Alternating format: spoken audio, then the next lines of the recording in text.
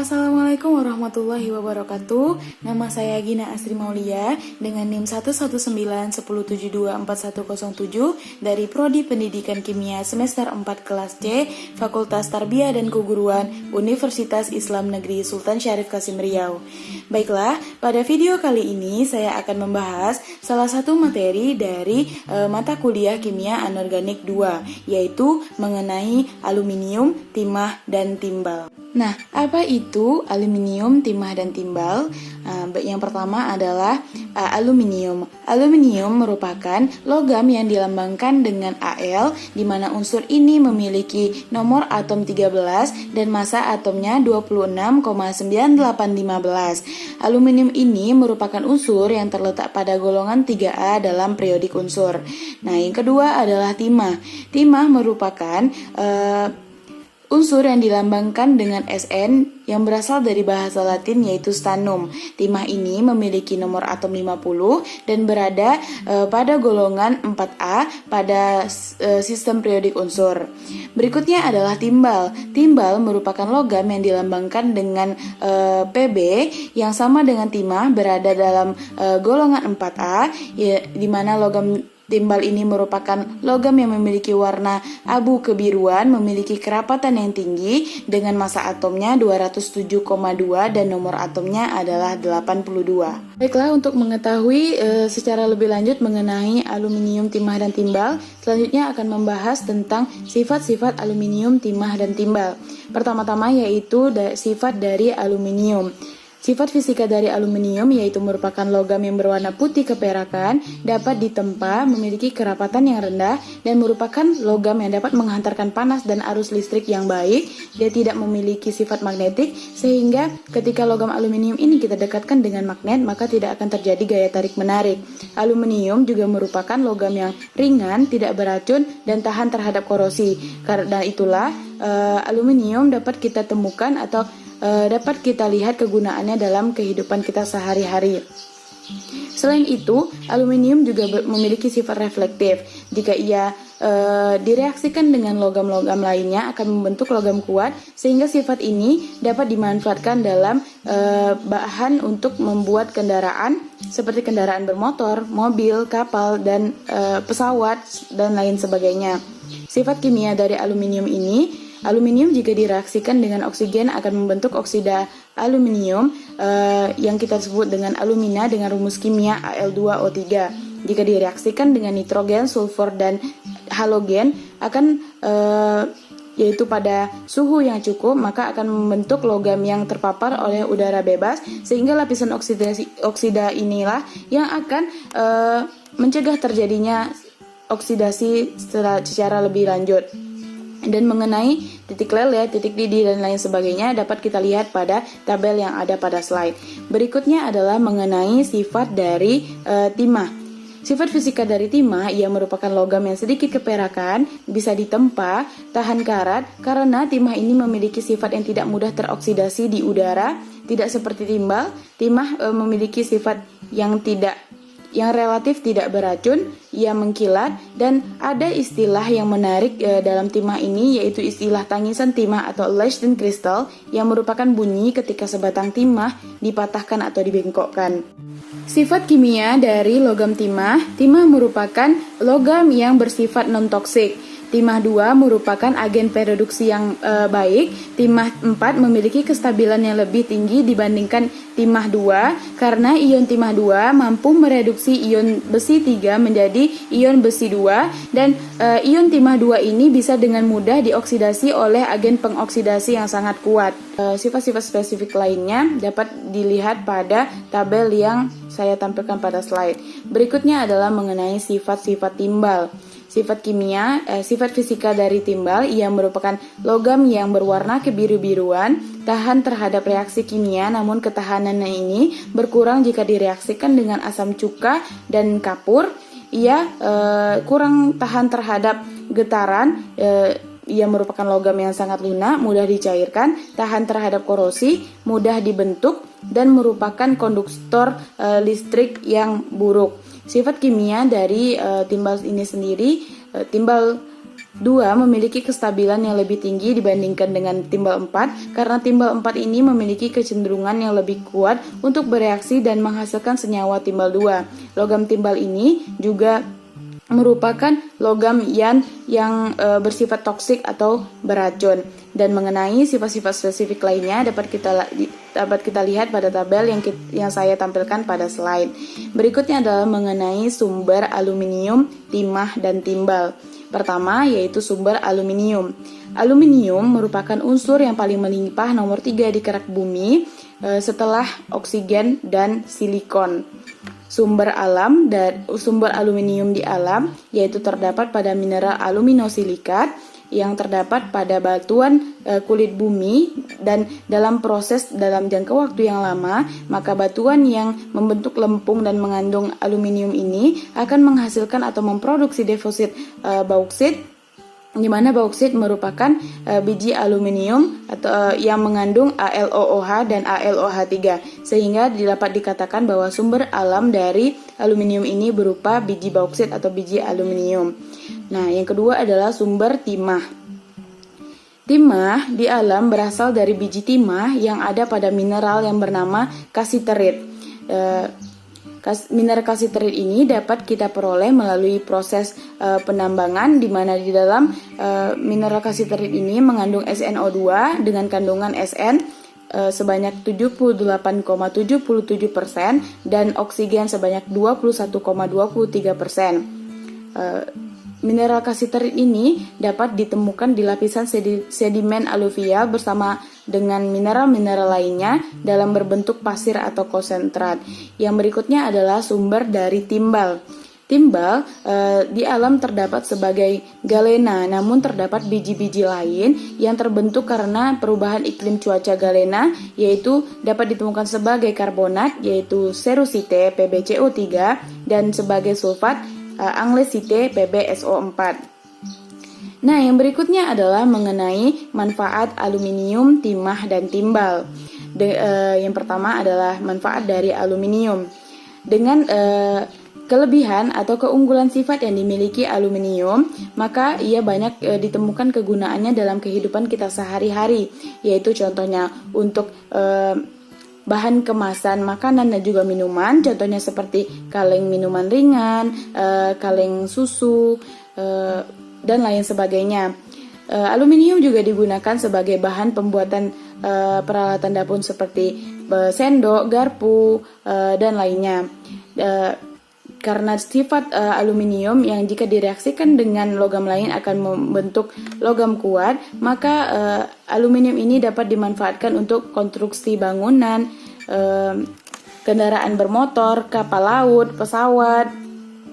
Selain itu juga aluminium juga dimanfaatkan dalam alat-alat bantu di laboratorium karena aluminium ini bersifat tahan korosi. Dan senyawa AlOH3 atau aluminium hidroksidanya juga dapat dimanfaatkan untuk obat emah yang dapat menetralkan asam lambung, dan banyak lagi manfaat dari aluminium ini sendiri. Yang kedua adalah manfaat dari timah. Sama seperti aluminium, timah memiliki keunggulan dari sifat-sifatnya sehingga ia dapat digunakan dalam beberapa hal di kehidupan kita, yaitu seperti untuk template di berbagai makanan, melindungi kaleng besi dari korosi, solder, untuk membungkus permen, pembungkus rokok. Timbal 2 fluorida juga digunakan untuk campuran pasta gigi. Timbal 4 klorida juga digunakan untuk kegiatan industri seperti industri tekstil, keramik, penghilang warna gula, dan juga pada proses pengglasir keramik, pewarna tekstil, dan pembuatan kaca susu, dan masih banyak lagi manfaat timah yang lainnya. Selanjutnya adalah pemanfaatan dari timbal. Timbal merupakan logam yang toksik, namun ia juga memiliki sifat-sifat lain yang bisa dimanfaatkan dalam kehidupan kita sehari-hari. Sehingga timbal memiliki kegunaan, yaitu diantaranya sebagai bahan kemasan, saluran air, alat-alat rumah tangga dan hiasan, untuk pigmen atau zat warna dalam dunia industri kosmetik dan glass, dijadikan sebagai alat rumah tangga, untuk pembuatan pipa air ataupun pipa bahan kimia yang bersifat korosif, atau untuk melapisi daerah-daerah yang sering terkena bahan kimia yang bersifat korosif, dan juga timbal ini juga dapat dimanfaatkan untuk pelapis kabel listrik, dan masih banyak lagi kegunaan lainnya. Selanjutnya adalah ekstraksi aluminium, timah, dan timbal. Yang pertama adalah ekstraksi aluminium.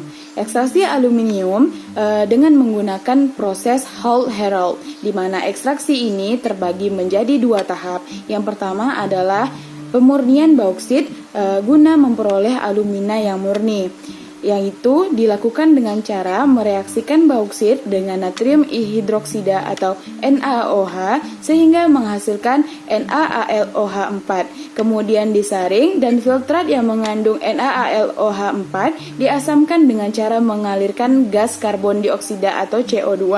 Lalu aluminium akan terbentuk sebagai endapan AlOH3. Kemudian AlOH3 tersebut disaring, dikeringkan, dan dipanaskan sehingga terbentuklah Al2O3 yang tidak berair.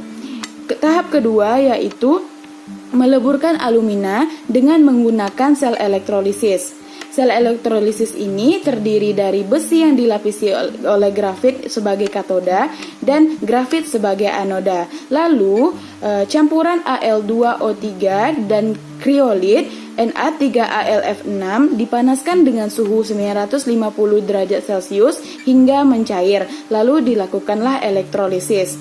Reaksi elektrolisisnya sangat rumit, namun dapat dituliskan secara sederhana sebagai berikut, di mana katodenya adalah 4Al3+ ditambah 12 elektron menghasilkan 4Al, anodenya 12O2- ditambah 3C menghasilkan 3CO2 ditambah 12 elektron, sehingga reaksi selnya menjadi 2Al2O3 tambah 3C menghasilkan 4Al ditambah 3CO2.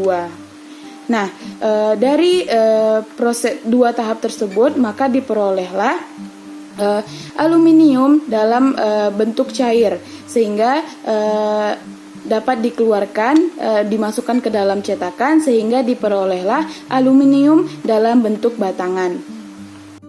Berikutnya adalah mengenai ekstraksi timah. Prinsip pengolahan timah ini dengan cara mereduksi biji oksida SnO2 dengan menggunakan batu bara panas sehingga menghasilkan reaksi kimia SnO2 ditambah 2C menghasilkan Sn ditambah CO2, di mana mula-mula biji timah akan dipekatkan dengan proses flotasi buih, di mana biji timah menjadi suspensi dalam air, dan lalu terhadap suspensi tersebut disemprotkan udara melalui lubang-lubang yang berputar sehingga terbentuklah gelembung-gelembung udara yang naik ke permukaan. Lalu terhadap suspensi ditambahkan dengan zat aditif berupa minyak pinus dan natrium etil santat sehingga membentuk busa atau buih yang menyelimuti biji timah. Lalu bersama-sama dengan gelembung udara naik ke permukaan. Lalu biji-biji timah yang sudah mengapung tersebut dikeluarkan, sementara biji pengotor lainnya yang tidak terpengaruh oleh zat aditif akan mengendap di bawah permukaan wadah. Lalu, biji-biji timah yang sudah pekat dilakukan pemanggangan guna untuk mengoksidasi logam pengotor dan menghilangkan belerang serta arsen sebagai oksida yang mudah menguap. Kemudian, oksida timah direduksi menggunakan batu bara. Nah, hasil dari reduksi dengan menggunakan batu bara merupakan lelehan timah yang belum murni sehingga harus dilakukan pemurnian, yaitu dengan cara memisahkannya dari logam-logam pengotor yang tidak meleleh, yaitu dengan cara lelehan timah diaduk secara kuat dan dialirkan udara atau uap air panas sehingga bahan-bahan pengotor ini teroksidasi kembali. Dalam proses pengadukan ini, bahan-bahan pengotor atau oksida-oksida pengotor akan terbentuk di permukaan berbentuk film sehingga dapat dipisahkan dari logam timahnya. Berikutnya adalah ekstraksi timbal. Ekstraksi timbal ini hampir mirip dengan ekstraksi timah, di mana diawali dengan pemekatan biji galena dengan proses flotasi buih, lalu ditambahkan dengan kuarsa SiO2, kemudian dilakukan pemanggangan sehingga terbentuk persamaan reaksi, yaitu 2 PbS ditambah 3 O2 menghasilkan 2 PbO ditambah 2 SO2. Lalu proses selanjutnya yaitu direduksi dengan menggunakan batu bara kok ditambah dengan air kapur sehingga membentuk persamaan kimia PbO ditambah C menghasilkan Pb ditambah CO, PbO ditambah CO menghasilkan Pb ditambah CO2. Nah, penambahan Si2 sebelum pemanggangan dan penambahan air kapur pada proses reduksi bertujuan untuk PbSO4 yang kemungkinan akan terbentuk pada proses pemanggangan galena jika direaksikan dengan SiO2 akan menghasilkan PbSiO3 dengan persamaan reaksi PbSO4 ditambah SiO2 menghasilkan PbSiO3 ditambah SO3. Lalu PbSiO3 ini direaksikan dengan air kapur atau CaO menghasilkan PbO. Nah, dengan persamaan reaksi PbSiO3 ditambah CaO menghasilkan PbO ditambah CaSiO3, di mana PbO ini yang akan direduksi menggunakan batu bara untuk membentuk logam timbal. Timbal yang dihasilkan dari proses reduksi ini merupakan timbal yang belum murni karena masih banyak mengandung bahan pengotor seperti tembaga, perak, arsen, bismut, antimon, dan zinc, sehingga memerlukan pemurnian dengan tahap-tahap, yaitu pertama dengan melelehkan timbal pada temperatur di bawah titik leleh tembaga sehingga tembaga dapat mengkristal dan dapat dipisahkan dari lelehan timbal. Kemudian udara ditiupkan ke permukaan lelehan timbal sehingga arsen dan antimon berubah menjadi arsenat dan antimonat, dan oksida bismut akan membentuk buih yang naik ke permukaan sehingga dapat dipisahkan dengan cara penyendokan.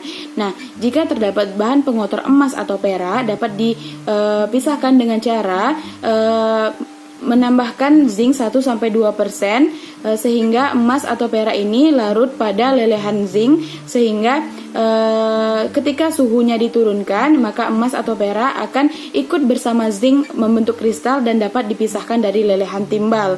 Nah, berikutnya adalah jika terdapat pengotor zinc dapat dilakukan dengan teknik penyulingan hampa dengan temperatur yang sangat rendah. Nah, yang terakhir adalah timbal dimurnikan dengan cara atau dengan teknik elektrolisis dengan metode Betz, di mana elektrolitnya berupa timbal heksafluorosilikat dan asam heksafluorosilikat, di mana timbal yang berupa lembaran-lembaran tebal sebagai katoda dan timbal yang berupa pelat-pelat timbal yang belum murni sebagai anode. Lalu anode timbal itu akan mengalami oksidasi menjadi larutan Pb2+, lalu akan teroksidasi membentuk logam Pb yang melekat pada katode. Nah, maka dihasilkanlah timbal dengan kemurnian yang sangat tinggi, yaitu sekitar 99,9%. Selanjutnya adalah mengenai senyawa-senyawa aluminium, timah, dan timbal. Pertama adalah senyawa aluminium. Alumina atau aluminium oksida dengan rumus kimia Al2O3 merupakan senyawa insulator listrik yang baik sehingga banyak digunakan pada bahan insulator suhu tinggi karena alumina ini memiliki kapasitas panas yang besar. Alumina ini juga berupa senyawa berpori sehingga dapat digunakan sebagai absorben. Alumina murni tidak memiliki warna, namun karena adanya zat pengotor, maka alumina memiliki berbagai macam warna, seperti contohnya safir yang berwarna biru dan ruby berwarna merah tua. Nah, jika Al3+ dimasukkan suatu basa, maka akan terbentuk endapan putih gelatin, yaitu aluminium hidroksida dengan persamaan reaksi Al3+ ditambah 3OH- menghasilkan OH3. Nah, pemanasan hidroksida ini dalam suhu di bawah 600 derajat Celcius, maka akan terbentuk oksida yang dapat larut dalam asam dan basa sehingga disebut dengan amfoterik. Dan hidroksida aluminium ini juga bersifat amfoterik, di mana reaksinya dapat kita lihat pada slide yang saya tampilkan. Kemudian ada aluminium sulfat oktadekahidrat atau rumus kimianya adalah Al2SO4 3 kali 18H2O yang dibuat dengan mereaksikan aluminium oksida dengan asam sulfat. Aluminium sulfat ini dapat direaksikan dengan kalium sulfat membentuk garam rangkap tawas dengan rumus kimia K2SO4 Al2SO4 3 kali 24H2O atau KAlSO4 2 kali 12H2O. Nah, aluminium sulfat ini digunakan untuk mengolah air limbah pulp kertas dan juga dapat menjernihkan air limbah. Kemudian ada aluminium klorida heksahidrat dengan rumus kimia AlCl36H2O yang dibuat dengan mereaksikan aluminium oksida dengan asam klorida. Ada juga aluminium klorida tak berhidrat yaitu AlCl3 yang dibuat dengan mereaksikan serbuk aluminium dengan gas klorin. Dengan persamaan reaksi 2Al ditambah 3Cl menghasilkan AlCl3. 2AlCl3. Nah, AlCl3 ini akan menyublim pada titik lelehnya pada suhu 180 derajat Celcius dengan Al2Cl6 dalam uapnya. Uap Al2Cl6 ini pada suhu tinggi akan terdisosiasi menjadi molekul AlCl3 yang berbentuk trigonal planar. Yang kedua adalah senyawa-senyawa timah. Senyawa timah yang pertama adalah timah 2 oksida atau disebut dengan stano oksida dengan rumus kimia SNO.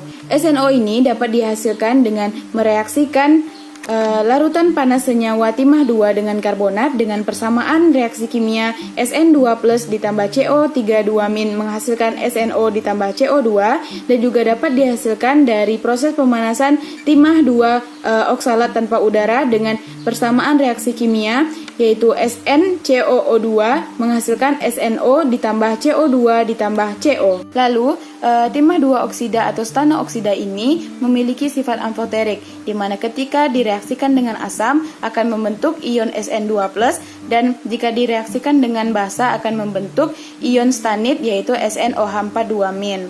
Berikutnya adalah hidroksi timah.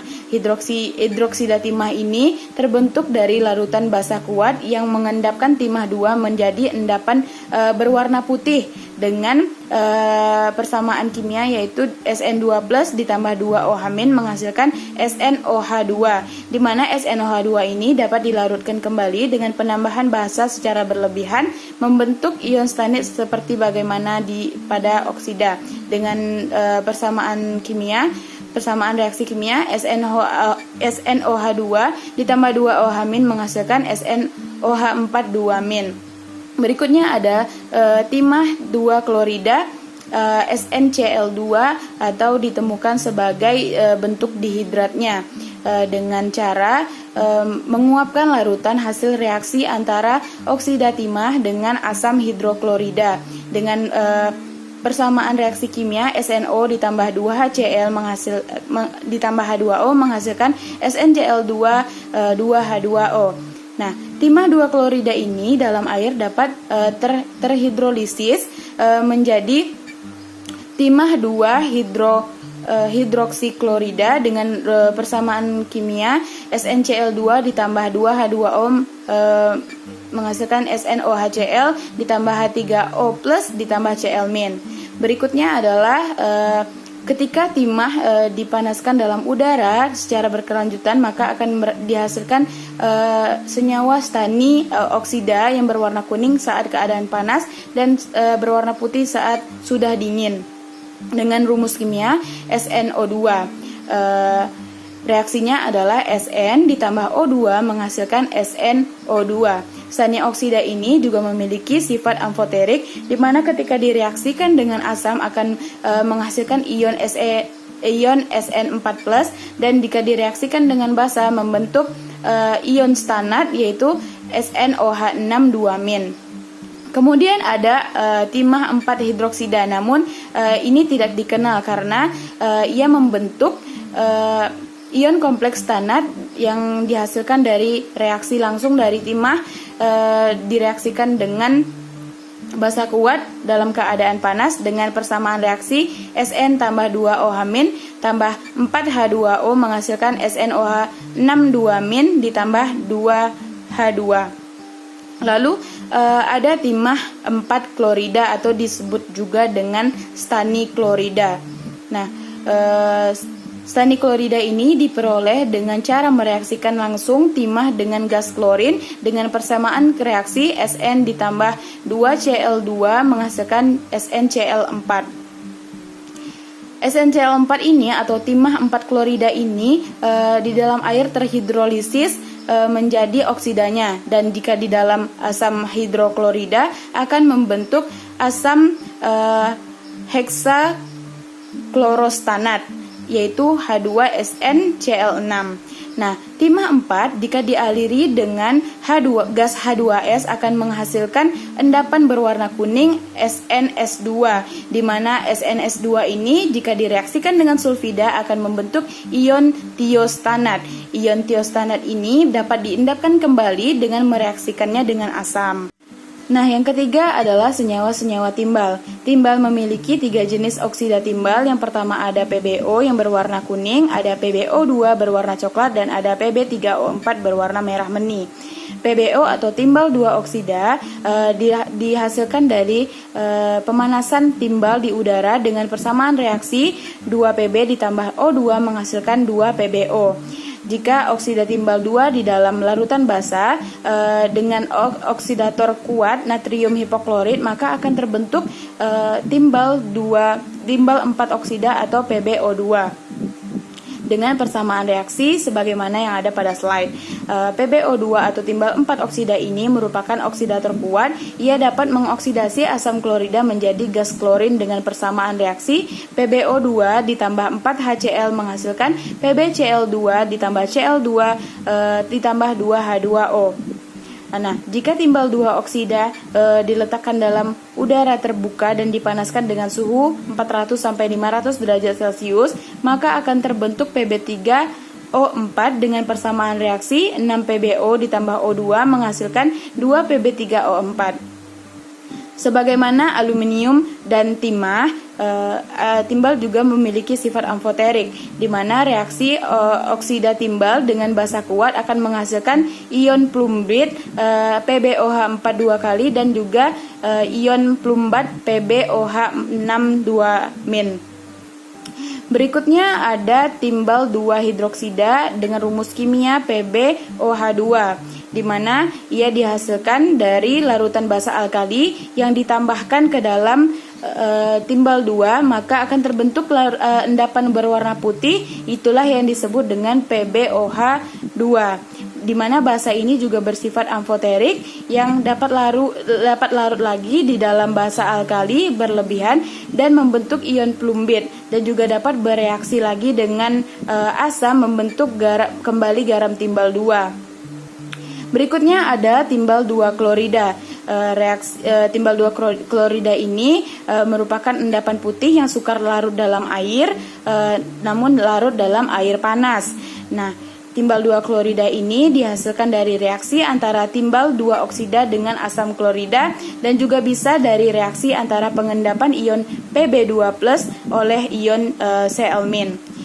Ada juga timbal 2 nitrat yang merupakan senyawa yang tidak stabil dalam temperatur tinggi dan akan terurai dengan membentuk oksidanya dan membebaskan NO2 dengan persamaan reaksi 2 PbNO3 2 kali menghasilkan 2 PbO ditambah 4 NO2 ditambah O2.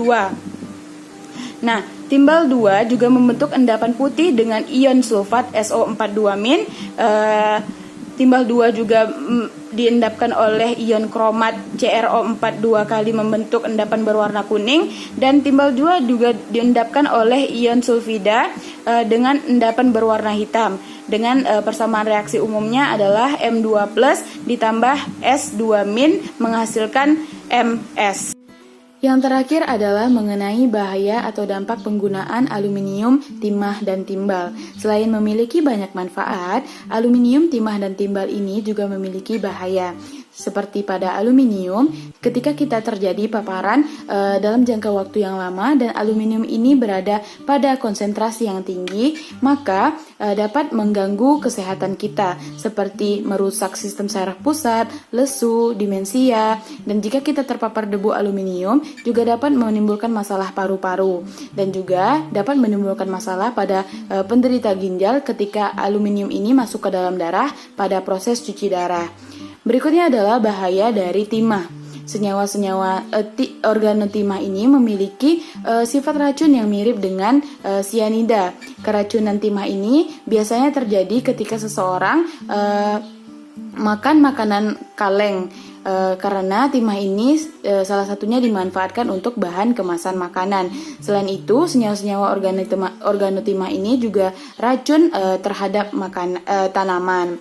Berikutnya adalah bahaya dari timbal. Selain memiliki banyak manfaat, timbal juga dapat merusak organ tubuh manusia dan mengganggu berbagai sistem dalam tubuh kita, seperti sistem syaraf, sistem pembentukan darah, ginjal, sistem jantung, sistem reproduksi, membuat tekanan darah tinggi, bahkan juga anemia. Nah, jika timbal ini mencemari udara, maka akan membuat kandungan timbal di dalam darah akan meningkat. Nah, jika kadar timbal dalam darah relatif tinggi, maka akan menyebabkan sindroma saluran pencernaan, kesadaran, anemia, kerusakan ginjal, hipertensi, neuromuskular, dan konsekuensi patofisiologis serta kerusakan saraf pusat dan juga perubahan tingkah laku. Baiklah, sekian yang dapat saya sampaikan. Jika terdapat kesalahan dan kekurangan, saya mohon maaf. Saya akhiri dengan wabillahi taufiq wal hidayah. Assalamualaikum warahmatullahi wabarakatuh.